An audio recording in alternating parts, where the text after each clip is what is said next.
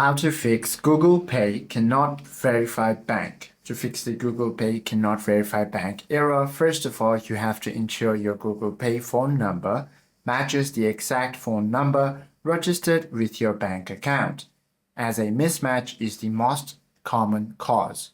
So once you verify your phone number, what you can do is you can also try to match the SIM cards. Insert the registered SIM card into slot 1 if you use a dual SIM phone. And also ensure your SIM has a positive main balance or an active SMS pack, as Google Pay sends a background SMS to verify your account. And also what you can do is try to turn off your Wi-Fi temporarily and use the mobile data during the verification process to allow proper carrier network routing. Hope this video helps you out a lot. If you have any questions or queries, please do comment down below.